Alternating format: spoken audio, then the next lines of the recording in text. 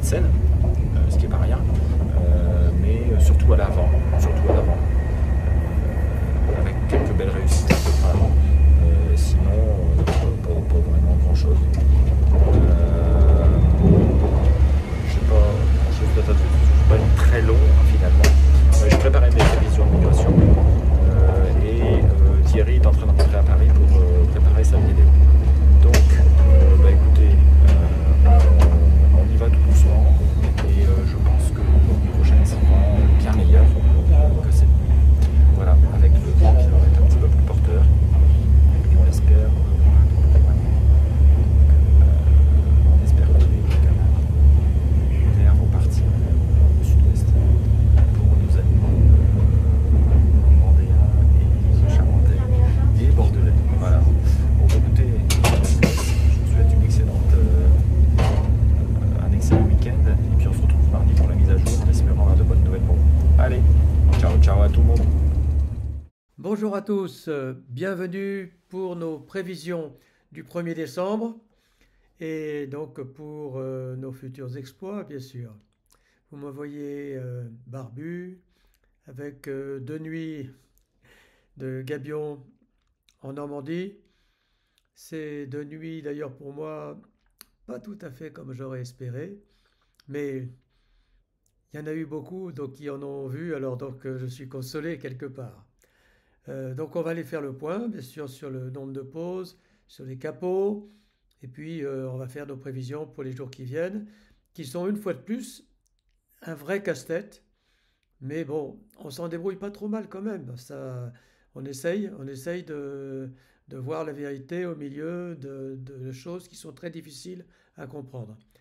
Alors à tout de suite. Alors pour le nombre de pauses, on est très au-dessus de la moyenne donc sur les 3 derniers jours en tout cas, et on l'était avant aussi. Donc ça veut dire que ce mouvement qui dure depuis maintenant belle lurette continue de plus belle. On a rarement vu un mouvement durer aussi longtemps sur le nord de la France. On peut imaginer que une des raisons, c'est que ça avait tellement mal marché avant que le gibier s'est rattrapé. Hein, la nature a horreur du vide, comme vous le savez. Maintenant, ça n'a pas marché partout comme ça. Et même très bizarrement, dans la même région, on n'a pas forcément les mêmes résultats. Et ça, c'est très très bizarre. Donc, cette année, c'est une particularité.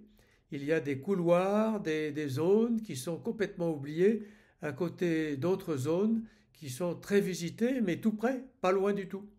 C'est un petit peu incompréhensible.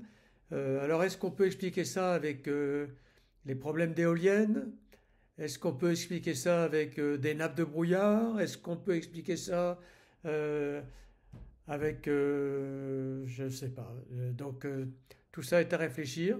Je pense, moi, que les éoliennes ont un rôle probablement assez important pour la Haute-Normandie, car on a des résultats un peu surprenants et qui ne vont pas tout à fait dans le bon sens.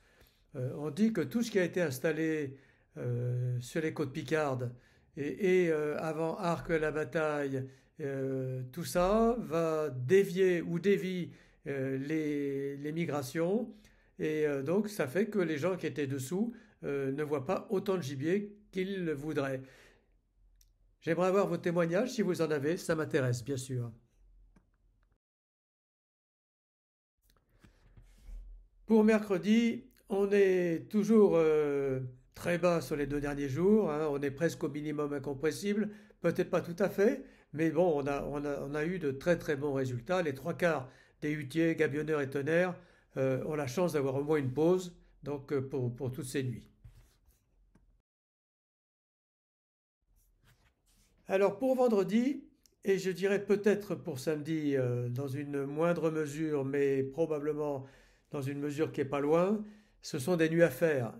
C'est clair que les conditions sont idéales. Alors, elles sont idéales si le ciel s'éclaircit, les températures vont plonger.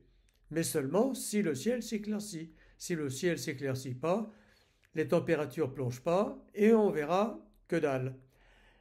La deuxième condition, c'est que ces isobars que vous voyez assez éloignés les uns des autres, c'est peut-être des possibilités de pas beaucoup de vent, et pas beaucoup de vent égale beaucoup de brouillard. Et brouillard dit brouillard givrant à cette période de l'année. Et ça, c'est pas un bon plan si par hasard ça devait se déclencher. Donc, moi j'ai mis une très très belle note pour cette nuit-là, mais il y a des menaces quand même qui pèsent, qui pourraient empêcher la migration de se faire. Mais bon, c'est des nuits à faire. Il y a quand même une troisième menace, c'est que ça dure depuis tellement longtemps maintenant que ça va bien finir par s'arrêter. Le réservoir va bientôt être vide. Voilà. Alors voyons après. Voilà pour samedi. Donc là, j'ai baissé la note. Mais bon, ça reste une très bonne note à 2,6, hein. Pourquoi je la baisse? Parce que le champ de pression baisse nettement, on va dire, sur la mer du Nord. Et donc les pressions remontent par le sud, là. Il n'y aura pas trop de vent, et puis bon, il en sera passé tellement depuis jeudi, depuis mercredi, que donc je mets une note un peu plus basse, parce que bon, il faut bien que les meilleures choses finissent. Pour dimanche, eh bien, j'ai fait une petite flèche, parce que vraiment la dépression gagne du terrain, beaucoup.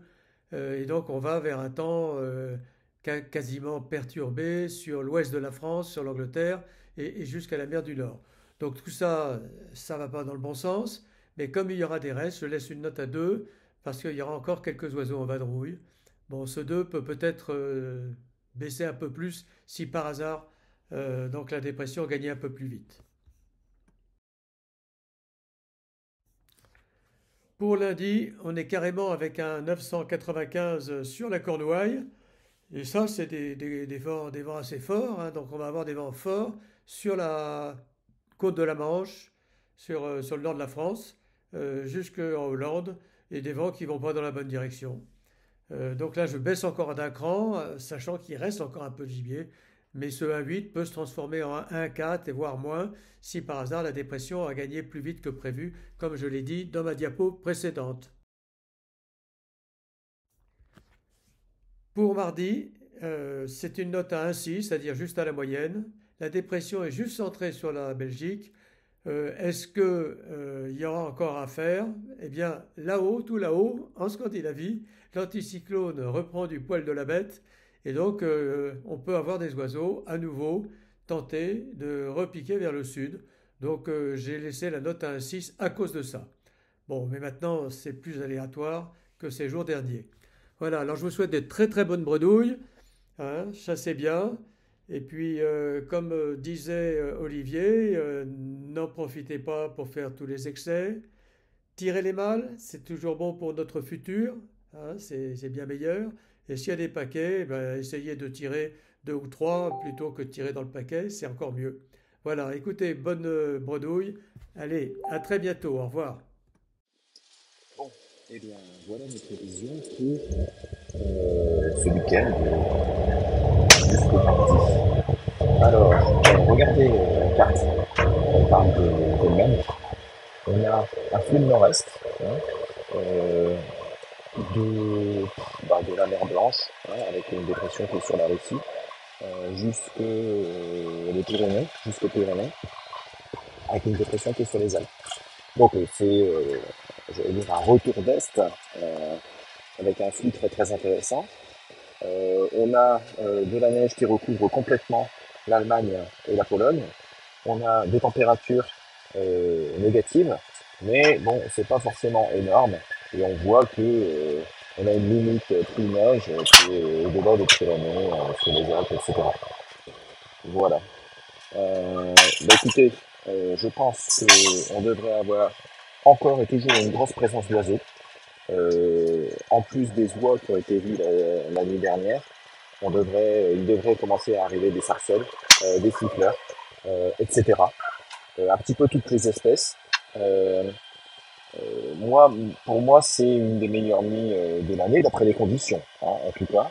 Il va y avoir de la migration et je mets 4 étoiles. Je mets pas 5 étoiles parce que Il manque de haute pression sur, j'allais dire la Scandinavie, et il manque de température un petit peu plus faible que ça pour avoir euh, un bon mouvement. Voilà.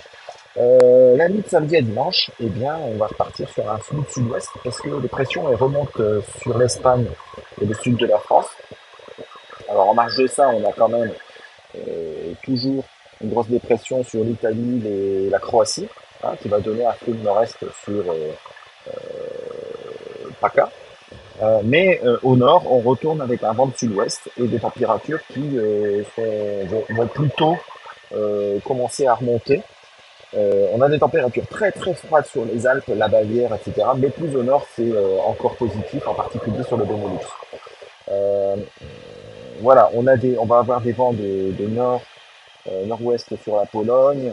Donc ce sera plutôt sur le nord-est, sur le sud-est de l'Europe, que ça devrait bouger plutôt que sur le nord-ouest.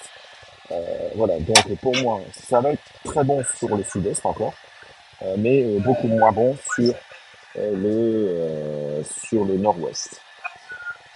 Pour la nuit de dimanche à lundi, eh bien, on a une tempête en approche, avec du vent fort, de la pluie sur les côtes de la Manche.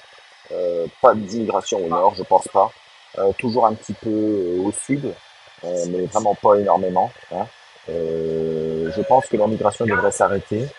Attention quand même en début de nuit avec probablement des vents de sud-sud-est qui peuvent s'inviter et qui peuvent encore faire bouger, mais les températures vont remonter. On va dépasser les 20 degrés sur le sud-ouest. Je pense que le mouvement va s'arrêter, malgré le fait qu'on ait encore une descente d'air froid euh, sur, sur la Scandinavie.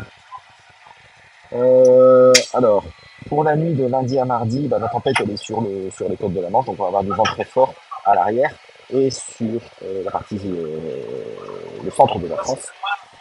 Attention parce que cette dépression elle va générer des précipitations hivernales sur le Benelux, en particulier sur le nord de la Hollande. Donc qui dit neige sur le nord de la Hollande dit passage de siffleurs et de douarilleuses. Donc attention à la surprise du chef. Ça va faire voler aussi, hein, ce fort vent. Ça va faire voler des oiseaux un petit peu partout. Attention, ça peut être très intéressant. Donc c'est pour ça que je mets entre 1 et 3 un range important sur le nord-ouest. Pour le reste de la France, ça devrait être autour de 1 hein, avec une dépression. Alors, mardi à mercredi, c'est la même chose que la veille, avec des grosses averses hivernales. Toujours petit à petit peu de neige sur le nord-ouest sur le nord-est, pardon, de la Hollande. Ça va encore voler. La dépression, elle fait comble sur le Benelux. Donc retour d'est sur le Danemark. Températures qui vont rester quand même relativement fraîches, mais ça commence à remonter, bien entendu. Mais on a un gros anticyclone qui est en train de gonfler et qui recouvre toute la Scandinavie et euh, toute la Scandinavie et toute la Russie, hein. Donc attention à une température très négative là-bas. Et voilà, je pense que ça peut, cette dépression qui se comble, ça peut encore faire bouger des oiseaux. On commence à entrer dans des conditions hivernales, hein. Donc du fort vent, ça peut toujours bouger. Attention en Camargue, avec probablement aussi des oiseaux qui pourraient passer. Donc plutôt est de la France, avec le flux nord-ouest sur le Benelux, mais pas plus. Voilà. Pour la suite, eh bien, on voit que l'anticyclone sibérien se met en place sur la Russie, mais de l'autre côté, on a une grosse tempête qui arrive. Donc on ne sait pas ce que ça va donner dans la suite.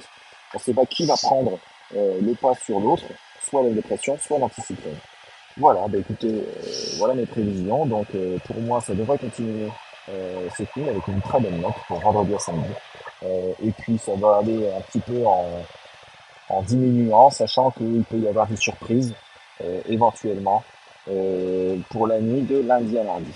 Voilà, bah écoutez, je souhaite un excellent week-end. N'oubliez pas de respecter les PMA. Et je vous rejoins mardi prochain pour la mise à jour. Toutes les excuses pour peut-être pour le bruit de fond, hein, pour le son qui n'est pas excellent, mais je suis dans le TGV. Voilà. Donc, écoutez, bon week-end encore une fois, et à mardi pour les avions. Ciao, ciao.